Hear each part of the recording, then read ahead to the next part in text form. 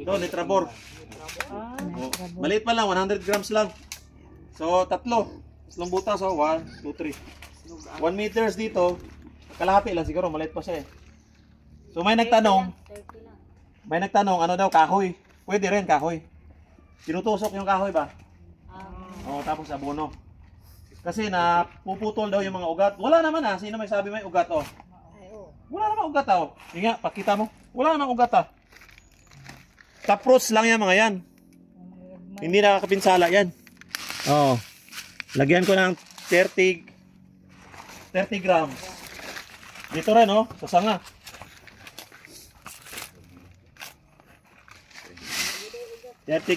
Wala siyang ugat. Pag may ugat, iwasan mo. 30 grams. Napating lagutang ng bibi. Ng bibi eh. Abono. Diba? Cut. Ito ano yun. Ulat ako yung go. Magkat.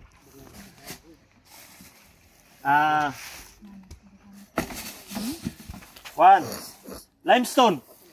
Sige, nag-asay na mo yung limestone. Paano? Liming. Action. Kakawan. Murag ka sana. Mas pino yung limestone, 2 kilo sa isang puno. 2 kilo sa isang puno. Oh, mas pino. Tapos dapat tapos na yung soil test. Oh, ang result ng soil test, acidic siya. Kung hindi acidic, huwag mong lagyan ng ganito. Acidic siya. Oh. Okay? Liming ha, dolomite. Cut.